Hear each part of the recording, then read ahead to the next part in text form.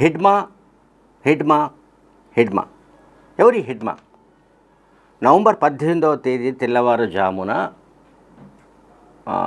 అల్లూరు సీతారామరాజు జిల్లా మారేడుమిల్లి దగ్గర ఎన్కౌంటర్లో హిడ్మా చనిపోయాడు. హిడ్మా మావోయిస్టు పార్టీకి చెందిన గెరిల్లా, మావోయిస్టు పార్టీ కేంద్ర కమిటీ సభ్యుడు. సో హిడ్మా మరణించిన తర్వాత ఆయనను కీర్తిస్తూ ఆయన త్యాగాన్ని శ్లాఘిస్తూ ఆయన పార్టీకి అందించిన సేవల గురించి మాట్లాడుతూ అండ్ హిడ్మా గురించి రకరకాలుగా, అంటే ఇంకా ఒక రకంగా కాదు, హిడ్మా లేకపోతే అసలు మావోయిస్ట్ పార్టీ లేదు అనే రకంగా కూడా కొంతమంది వ్యాఖ్యలు చేస్తున్నారు. సోషల్ మీడియా పుణ్యమా అని మావోయిస్టుల గురించి అవగాహన ఉన్నవాడు లేనివాడు, అసలు మావోయిస్టుల గురించి, మార్క్సిస్ట్ లెనినిస్ట్ పార్టీ గురించి లేదా కమ్యూనిస్టు పార్టీల గురించి అఆలు కూడా తెలియని వాళ్ళు ఇవాళ సోషల్ మీడియాలో విజృంభిస్తున్నారు. ఒక ఆయన ఈ మధ్య నేను చూశాను, నేను కూడా అక్కడే పుట్టానని చెప్పాడు. అంటే హిడ్మా ఊళ్ళోనో హిడ్మా పక్క ఊళ్ళోనో పుట్టాడని చెప్పాడు. అది నిజమో కాదో మనకు తెలియదు. హిడ్మా పుట్టిల్లైన పూవర్తి చిన్న విలేజ్, చిన్న గూడెం. ఆ గూడెం ఇప్పుడు ఒక పర్యాటక స్థలం అయిపోయింది. ఎక్కడెక్కడి నుంచో వస్తున్నారు. ఢిల్లీ నుంచి మొదలుకుంటే, ఛత్తీస్గఢ్ క్యాపిటల్ రాయ్పూర్ నుంచి మొదలుకుంటే, హైదరాబాద్ నుంచి మొదలుకుంటే పోని వాళ్ళు లేరు ఆల్మోస్ట్. అంటే జర్నలిస్టులు అనుకునేవాళ్ళు, జర్నలిస్టుగా చిలామండిలోకి వచ్చిన వాళ్ళు, యూట్యూబ్ పుణ్యమాన్ని చాలామంది జర్నలిస్టులు అవతారం పెట్టారు. అది ఒక డిఫరెంట్ సబ్జెక్ట్ అది.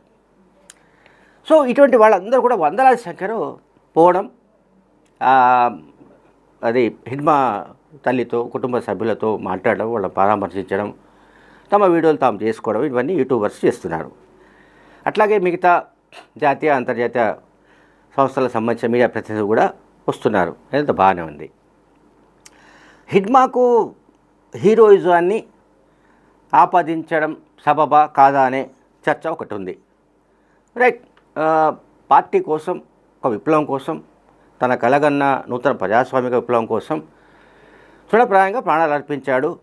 హిడ్మా సాక్రిఫైస్ని ఎవరు ఇక్కడ కించపరచడం లేదు. కానీ at the same time Hidma ఇవాళ సోషల్ మీడియా పోస్టులు పెట్టే వాళ్లకు లేదా రకరకాలుగా పత్రికల్లో రాసే వాళ్లకు ఒక ముడిసరుకుగా మారిపోయాడు. ఇది ట్రాజెడీ.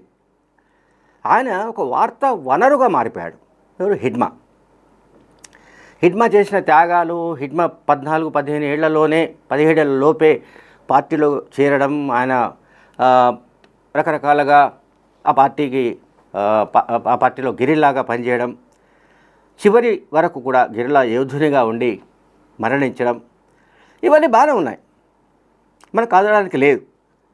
హిడ్మా త్యాగాన్ని ఎవరు కూడా ఒక్క అర పైసా కూడా తగ్గి చూపించలేరు. ఇది మాత్రం క్లియర్. ఆయన ఇంటిని చూసినా, ఆయన ఇంట్లో ఉన్న మనుషులను చూసినా, అక్కడి పరిస్థితులను చూసినా మనకు ఖచ్చితంగా కనిపిస్తుంది. అయితే ఇక్కడ నా వైపు నుంచి అనాలిసిస్ ఏంటంటే, హిడ్మాను ఒక హీరోగా గ్లోరిఫై చేసి పారేస్తున్నారు. ఓకే, అది కూడా ఒప్పుకుందాం. కానీ అసలు బయట ఎవరైతే హిడ్మా గురించి మాట్లాడుతున్నారో, బయట ఎవరైతే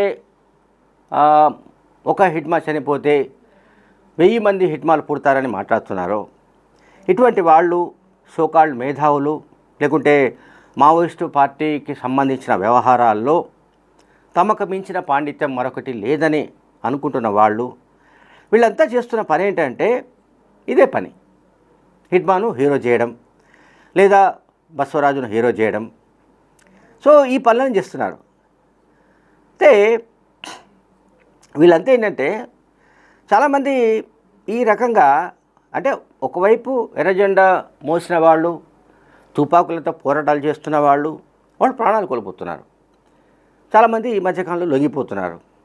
ఈ కాంటెక్స్ట్లో ఇప్పుడు హిడ్మా నేను చెప్పాను కదా, వార్తా వనరు, ఒక సోర్స్ అయిపోయింది. హిడ్మా గురించి మాట్లాడేది వాడే లేడు.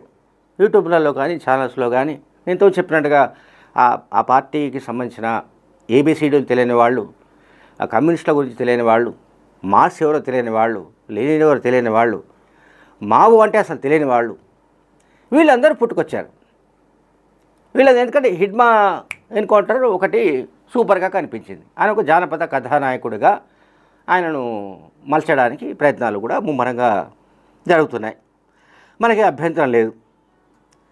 అయితే ఇక్కడ హైదరాబాద్లోనో మరొక నగరంలోనో ఉంటూ సురక్షితమైన జీవితం గడుపుతూ భద్రలోకంలో ఉంటూ కుటుంబంతో పిల్ల పాపలతో హాయిగా జీవనం సాగిస్తున్న వాళ్ళు మావోయిస్టు మేధావులుగా చలామణి కావడానికి తీవ్రంగా ప్రయత్నిస్తున్నారు. మామూలుగా కాదు, తీవ్రంగా.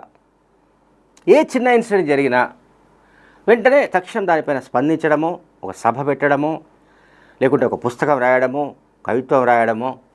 సో ఈ పనులన్నీ చాలా కాలంగా జరుగుతున్నాయి. కొత్తగా ఇవాళ ఏమీ జరుగుతున్నాయి కాదు. ఇక్కడ సమస్య అంతా ఏంటంటే ఆ పార్టీలోకి వెళ్ళి ఆ పార్టీకి అంకితమై పనిచేసి ప్రాణాలు పోగొట్టుకున్న వాళ్ళు ఒక సెక్షన్. అట్లాగే ఇక ప్రాణాలు పోతాయేమో, ఈ సైనిక బలగాలతో మనం పోరాడలేము, మన ఆయుధ సంపత్తి సరిపోదు, అండ్ ఇప్పుడున్న పరిస్థితుల్లో సాయుధ పోరాటం మనం కొనసాగించలేము అని కంక్లూజన్కి వచ్చిన వాళ్ళు లొంగిపోతున్న దృశ్యాలు మనం చూస్తున్నాం. ఎవరైనా కావచ్చు, మల్లజల వేణుగోపాల్ కావచ్చు, తక్కెలపల్లి వాసుదేవరావు కావచ్చు, అనంత్ కావచ్చు, అండ్ పుల్లూరి ప్రసాదరావు కావచ్చు, బండి ప్రకాష్ కావచ్చు, ఎవరైనా సరే ఏ హోదాలో ఉన్నా సరే, కేంద్ర కమిటీ సభ్యులు, రాష్ట్ర కమిటీ సభ్యులు చాలామంది లొంగిపోతున్నారు. ఇదంతా ఒక యాంగిల్. ఇంకొక యాంగిల్ ఏంటంటే సిటీస్లో ఉన్నవాళ్ళు, కలకత్తా కావచ్చు, హైదరాబాద్, ఢిల్లీ, లేకపోతే రాయ్పూర్, లేకపోతే మరొక చోట, ఈ సిటీస్లో ఉన్న వాళ్ళంతా చేస్తున్న పని ఏంటంటే దీన్ని అంటే ఈ విప్లవ ఉద్యమం అనేది ఇది అంతం కాదు, దీనికి అంతం అనేది లేదు, ఇది మళ్ళీ పుడుతుంది, సో మళ్ళీ పుట్టాలి అని కాంక్షిస్తూ పోస్టులు పెడుతున్నారు. సో వాళ్ళ కాంక్ష ఎట్లా నెరవేరుతుంది అండ్ ఏ రకంగా ఆ ఉద్యమం మళ్ళీ ఇంకొక రూపం తీసుకునే అవకాశం ఉంటుంది అనేది మనం చూడాలి. అంటే ఇప్పటికిప్పుడు మనమేమి దాని గురించిన అంటే ఒక సూత్రీకరణ చేయలేం. ఇప్పుడు అంతమైపోయింది అని చెప్పలేం. అట్లాగే అది మళ్ళీ బతికి బట్ట కడుతుంది, ఇంకొక షేప్ తీసుకుంటుంది అని చెప్పడానికి కూడా మన దగ్గర బేస్ ఏం లేదు. దానికి సంబంధించిన ఆధారాలు ఏమీ మనకిప్పుడు ఇమ్మీడియట్గా కనిపించట్లేదు. అంటే ఇక్కడ మనం చెప్పవలసింది ఏంటంటే ఇప్పుడు కొంతమంది వల్ల కొంతమంది ప్రభావితం అవుతారు, ఇది గ్యారంటీ. ఎక్కడైనా సరే, ఏ రంగంలో అయినా సరే, మావోయిస్ట్ పార్టీ ఉద్యమం కానీ, అంతకుముందు పీపుల్స్ వార్ పార్టీ కానీ, ఆ పార్టీలో చేరడానికి సంబంధించి కొంతమంది కారణంగా వాళ్ళు ప్రభావితమై ఉంటారు. అయితే ఎవరైతే ప్రభావితం చేశారో వాళ్ళు బాగానే ఉన్నారు. సమస్య ఏంటంటే ప్రభావితమైన వాళ్ళు అడవుల్లోకి వెళ్ళి చనిపోతున్నారు లేదా లొంగిపోతున్నారు. ప్రభావితం చేసిన వాళ్ళు ఎవరైతే ఉన్నారో వాళ్ళంతా బాగానే ఉన్నారు. ఇది ఈ మధ్యకాలంలో సోషల్ మీడియాలో ఒక వ్యక్తి పోస్ట్ చేశాడు. ఆయన చాలా సీరియస్ కామెంట్స్ చేశాడు. ఆయన జర్నలిస్టులను కూడా ఎండగట్టాడు. అట్లాగే కొంతమంది సోకాల్డ్ వామపక్ష మేధావులను కూడా ఆయన అటాక్ చేశాడు. ఇవన్నీ ఉన్నాయి. ఆయన ఇప్పుడు ఈ జర్నలిస్టు చెప్తున్నది ఏంటంటే ఇతను అంటే ఈ రకమైన పద్ధతులు, ఈ రకమైన ఏదైతే ధోరణి ఉందో ఇది సరైనది కాదు. విప్లవోద్యమంలోకి వెళ్ళాలనుకునే వాళ్ళు వెళ్ళొచ్చు, కానీ విప్లవోద్యమంలోకి పోవాల్సిన వాళ్ళు కొంతమంది ఉంటారు, వాళ్ళు పోవాల్సిందే. పోయిన వాళ్ళు మళ్ళీ రావడం ఏంటి అనే ఒక ఆర్గ్యుమెంట్ ఈ మధ్యకాలంలో కొంతమంది తీసుకొస్తున్నారు. అంటే వాళ్ళు చావాల్సిందే. తక్కెలపల్లి వాసుదేవరావు చాలా స్పష్టంగా చెప్పాడు, మా శవాలు వస్తే ఆ శవాలపై ఎర్రజెండాలు కప్పి మీరు ఊరేగించి మమ్మల్ని హీరోలు చేస్తారా, మమ్మల్ని అమరవీరులుగా కీర్తిస్తారా, దాని గురించి మేము ఇంకా సాయుధ పోరాటం కొనసాగించాలా అని ఆయన లొంగిపోయిన తర్వాత చెప్పాడు. Takkellapalli Vasudevarao alias Rupesh alias Ashanna. ఆయన చెప్పింది 100% నిజం. వాళ్ళ శవాలు కనుక వస్తే, ఎన్కౌంటర్లు చనిపోయి ఆ శవాలు ఆ స్వగ్రామాలకు వస్తే, హైదరాబాద్ నుంచో మరొక పట్టణం నుంచో బయలుదేరే మేధావులు, రచయితలు, కవులు, కళాకారులు, లేదా ఆ పార్టీతో అనుబంధం మాకుందని అనుకునేవాళ్ళు, లేదా ఆ పార్టీ పందాను మేమే డిజైన్ చేశాము అని అనుకునేవాళ్ళు అక్కడికి వెళ్ళడం, ఈ శివయాత్రలో పాల్గొనడం, ఈ అమరవీరుల సంస్మరణ సభలు పెట్టడం, వీటి వల్ల ఏంటంటే మరికొంతమంది తయారు కావాలి అనేది ఏదో ఉంది అని ఆ మిత్రుడు పోస్ట్ పెట్టాడు. చాలా తీవ్రమైన పదజాలంతో కూడా దూషించాడు. అందువల్ల ఆ పదజాలాన్ని నేనేం ప్రస్తావించలేదు. అంటే ఓవరాల్గా గమనిస్తే హిడ్మాను ఈ రకంగా వాడుకోవడం పెద్ద ఎత్తున వాడుకుంటున్నాను. అంటే దాన్ని ఒక హిడ్మా అనే పేరు ఒక వినిమయ వస్తువు అనుకుందామా, ఒక నేను ఇంతకు చెప్పిన ఒక కమోడిటీ, ఒక సరుకు అయిపోయింది. అందువల్ల ప్రతి ఒక్కరు వాడుకుంటున్నారు ఇప్పుడు. Thank you very much.